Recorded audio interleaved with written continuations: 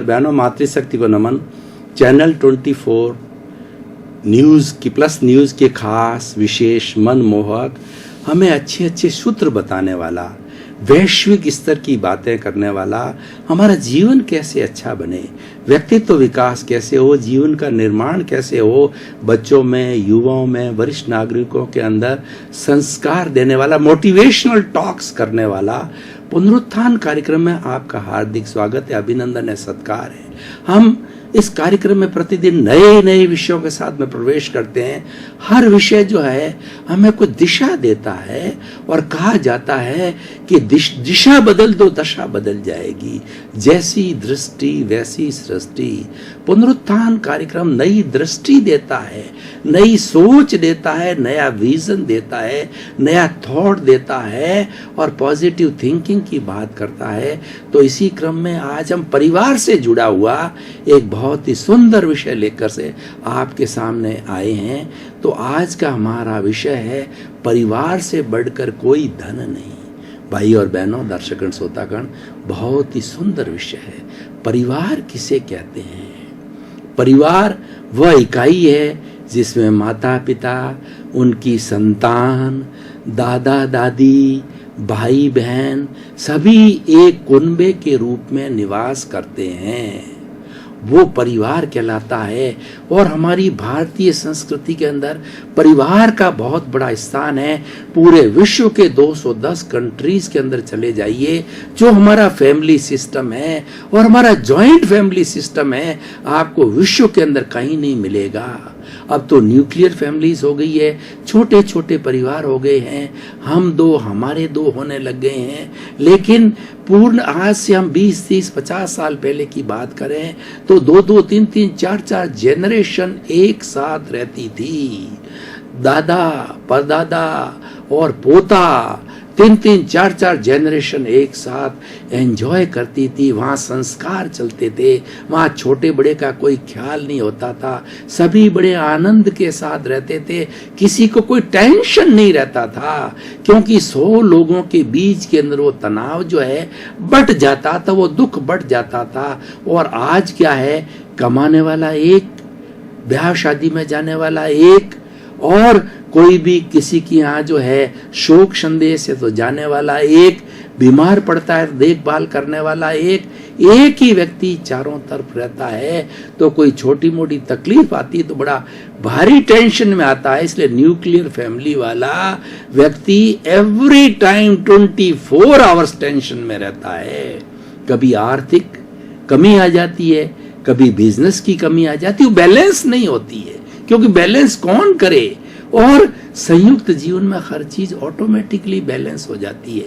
मैं आपको हमारे राजस्थान के कुछ उदाहरण बताऊं कि सैकड़ों सैकड़ों वर्षों तक लोग कैसे जीते थे। मान लो 4-5 भाई होते थे तो उनके बुजुर्ग माता पिता होते थे, वो गांव में रहते थे क्योंकि गांव की आब हवा अच्छी होती है और गांव का वातावरण अच्छा होता है, वहाँ पीस मिलता है, सुकून मिलता है। और बुजुर्ग को और क्या चाहिए?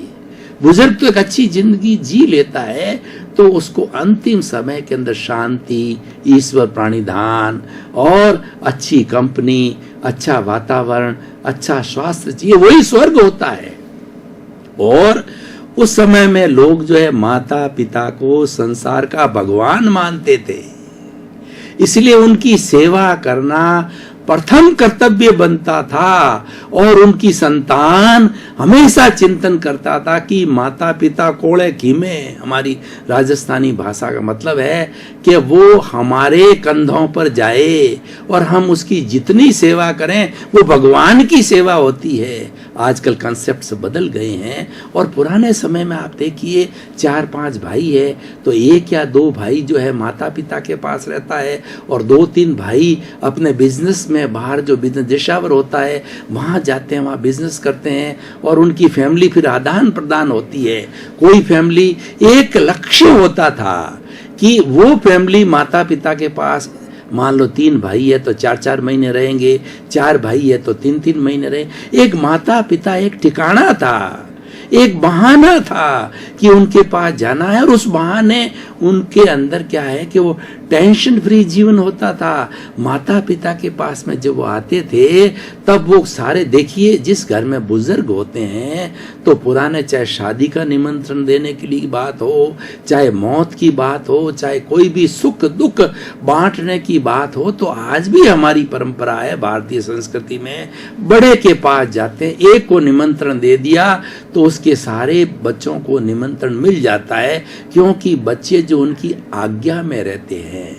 इसीलिए वो एक हमारा टारगेट रहता था, हमारा लक्ष्य रहता था, और बड़े आनंद के साथ के अंदर सैकड़ों सैकड़ों वर्षों तक लोग जो है जीवन जीते थे। उनको पता ही नहीं रहता था कि वो हमने 50 साल 60 साल, और वो भी बूढ़े हो जाते थे, उनको पता ही नहीं रहता था कि हमारा जीवन आनंद से कैसे गुजर गया। उनको कभी तनाव की स्थिति नहीं आती, क्योंकि जो माता पिता के पास रहता है पैसा दिशावर से आ जाता है, खाली खाना पीना होता है, माँ बाप की सेवा करनी होती है, समाज का कोई काम होता है, ब्याह शादी की होता है, या मृतक की बात होती है, समाज का कोई भी कार्य हो, उसके अंदर वहाँ रहने वाला भाई चला रहा था, बढ़ जाता था काम। लेकिन आजकल स्थिति बहुत विपरीत हो गई है, न्यूक्लियर फैमिली, क्योंकि हमारी मानसिकता गड़बड़ा गई है, हमारे फैमिली सिस्टम में कई दोष आ गए हैं, क्योंकि व्यक्ति सेल्फ सेंटर्ड हो गया है और व्यक्ति के अंदर स्वार्थ की भावना गिर गई है। वह ऐश करना चाहता है और कोई तरह का उत्तरदायित्व तो नहीं लेना चाहता है। इस कारण से सारी न्यूक्लियर फैमिली वो एंजॉय करना चाहता है, क्योंकि जॉइंट फैमिली में तो सबके साथ समानता होती है। अगर मान लो घर में 10 चीजें और 10 मेंबर है तो एक एक ही मिलेगी, चाहे खाने की हो, चाहे पीने की हो, चाहे रहने की हो, कोई भी चीज हो, इक्वल समान बंटवारा सबके साथ में होगा। ये नियम था जिसको, ताकि किसी को ये फील नहीं हो मेरे को कम दिया, किसी को ज्यादा दिया। पुराने बुजुर्गों को देखिए, 5 बेटे होते थे, 5 बेटों के वो प्लॉट पास पास खरीदते थे और 5 के एक जैसे मकान बनाते थे और 5 भाई एक जगह रहते थे, ताकि कि उनका जत्था हो, ताकि कि जो उनका एक संगठन हो और लोगों को लगे कि ये बहुत अच्छी फैमिली है, संगठन वाली फैमिली। यूनियन इज स्ट्रेंथ, वो संगठन बहुत काम देती है। तो उसके अंदर 5 भाइयों के जो बच्चे होते हैं, उनकी ब्याह में, शादी के अंदर, उनके एंगेजमेंट में कोई तकलीफ नहीं आ जाती, ऑटोमेटिकली होता है। वो सारा उसकी शोहरत जो है परिवार की, वो ऑटोमेटिकल शोहरत काम कराती है, उसकी इमेज काम कराती है। लेकिन आजकल सब कुछ बिगड़ गया। उसके कारण क्या है? उसका सबसे बड़ा कारण है सहनशीलता की कमी। आज एक छोटे से बच्चे को कहिए, वो सहन करना नहीं चाहता, वो तो ग्लास हैंडल विद केयर है। उससे पोते से भी आज बात करनी हो तो उसका मूड देख करके बात करनी होती है, उससे कहें या ना कहें, क्योंकि उससे कहा जाए तो उसकी माँ तैयार रहती है कि बच्चा तो रात को पढ़ता है। और आजकल आप तो पुराने विचारों के लोग होए और बच्चे के फ्रेंड्स होंगे, बच्चे के टीचर्स होंगे, तो बच्चे को इस तरीके से जाना होता है, अपनी हैसियत नहीं है उससे ज़्यादा भी खर्चा कर देते हैं। तो इसीलिए बुजुर्ग के लिए आज बहुत बड़ी मुसीबत है कि ज़्यादातर बुजुर्ग है अब साइलेंट रहने लग गए, क्योंकि अगर वो बोलते हैं और अच्छी बात बताते हैं तो वही शिकार होते हैं। उनके लिए फार्मूला हो जाता है कि चाहे चाकू खरबूजे पे पड़े, चाहे खरबूजा चाकू पर पड़े, कटना खरबूजे कोई होता है तो सारी तकलीफ बड़े कोई आती है। अगर बोलता है तो भी तकलीफ है और नहीं बोलता है तो भी तकलीफ, तो वो नफा नुकसान निकाल लेता है कि मुझे बोलना चाहिए ना बोलना चाहिए। खैर, ये तो विकृतियां हैं, क्योंकि मेरिट्स और डीमेरिट्स समीक्षा करते हैं तो हमें अच्छाई बुराई दोनों रखनी चाहिए। हमारा किसी को नर्वस करने का या किसी की निंदा की बात नहीं होती है। तो हम कह रहे थे परिवार बहुत बड़ा धन है, इतनी बातें कही तो बताइए, वो परिवार तो धन ही है ना। आखिर हम जो धन है, हमारी प्रॉपर्टी है, मकान है, ज्वेलरी है, हमारे पास खेत है, बंगले हैं, हमारे पास बहुत बड़ा बिजनेस है, तो ये धन कोई व्यक्ति साथ लेके नहीं जाता है, ये धन तो यहीं रहता है।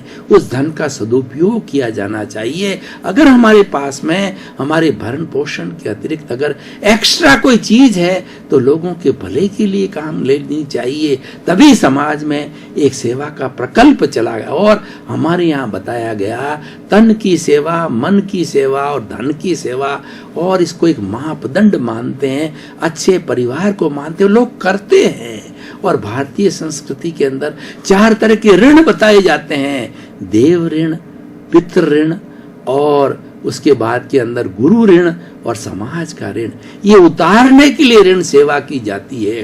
तो भाइयों और बहनों, दर्शकगण, श्रोतागण, आज हमारा जो विषय है कि वो परिवार से बढ़कर कोई धन नहीं होता है।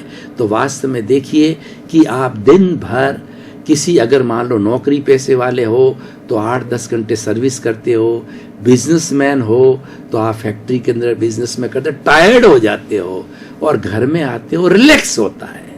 आप चाय पीते हो, टीवी देखते हो, अपनी पत्नी से बात करते हो, अपने बच्चों से बातचीत करते हो, आप रिलैक्स हो जाते हो, क्योंकि हमारी परंपरा है। अकेला व्यक्ति क्या करेगा, खाली दिमाग शैतान का घर होता है। और सब 24 घंटे व्यक्ति कमाने में नहीं गुजार सकता, 24 घंटे व्यक्ति कोई कार्य नहीं कर सकता, उसको चेंज चाहिए। और सुकून कहाँ मिलता है? तभी देखिए, परिवार की बात करें तो पशुओं का भी परिवार होता है, पक्षियों का भी परिवार होता है। पक्षी अपने नीड में आते हैं। शाम के समय में पक्षी दिन भर के अंदर अपना चुग्गा वगैरह इकट्ठा करने के लिए वो इधर उधर घूमते हैं और शाम को अपने नीड में आते हैं। नीड के अंदर छोटे बच्चे होते हैं, उनको दाना खिलाती है, कबूतरी है या और कोई भी मादा है, नर है, वो आते हैं और उस नीड घोंसले के अंदर सर्दी से, गर्मी से ऐसे सारा बचाव करते हैं। वो उनका घर होता है, जैसे कि हम इंसान लोगों का घर होता है। तो हर एक का अपना अपना परिवार होता है और परिवार ही सबसे बड़ा धन होता है। और व्यक्ति परिवार के द्वारा ही पहचाना जाता है। परिवार से समाज बनता है, समाज से देश बनता है, देश से विश्व बनता है। छोटी इकाई मनुष्य है और उसके बाद की इकाई होती परिवार होती है। सबसे पहले जो बच्चा जब जन्म लेता है, उसकी माँ उसकी प्रथम पाठशाला होती है, वह संस्कार देती है, वो उसको तुतली भाषा के अंदर बुलवाती है, जिसको कि मदर टंग कहा जाता है।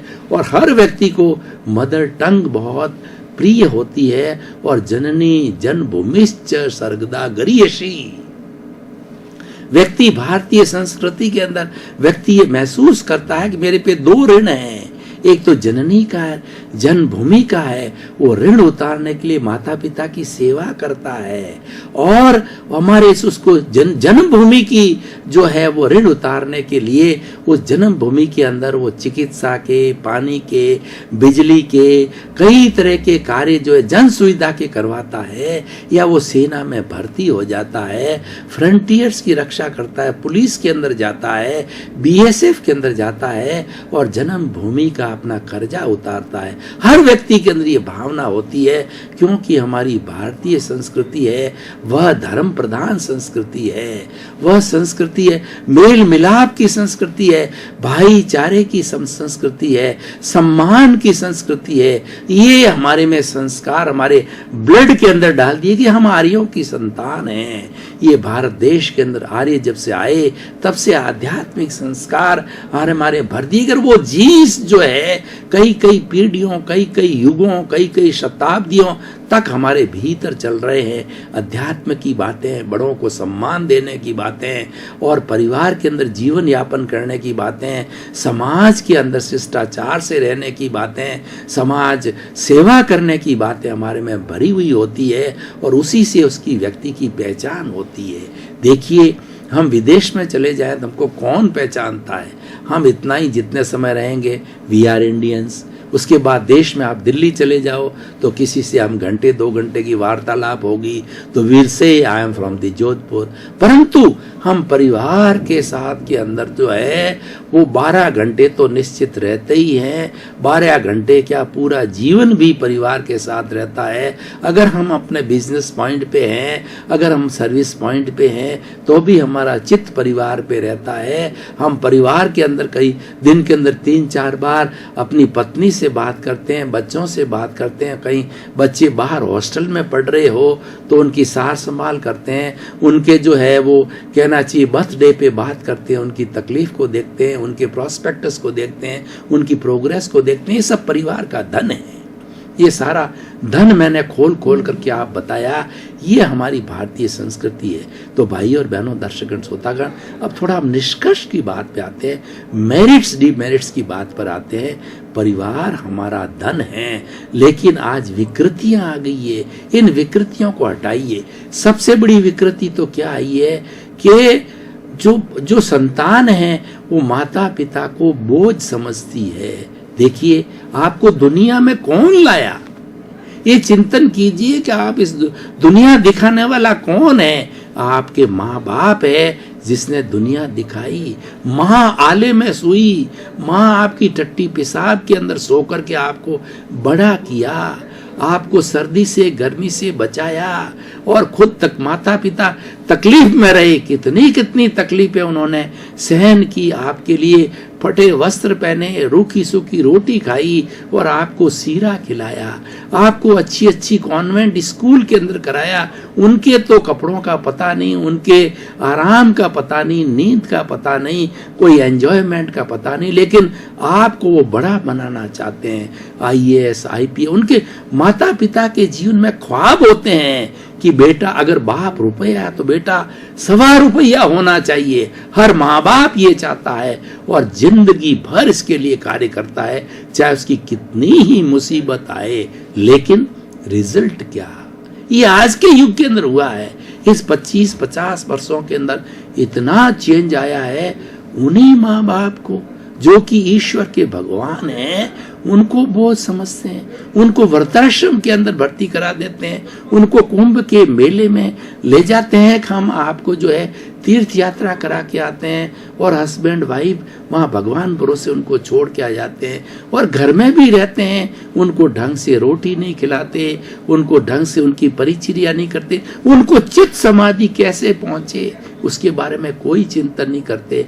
उनको ये सब चीजों का जायजा कब आता है, जब उनके बेटे ब्याह लेते हैं और उससे ज्यादा उनकी दुर्गति करते हैं। दर्शकगण, श्रोतागण, भाई और बहनों, आपका बहुत बहुत धन्यवाद।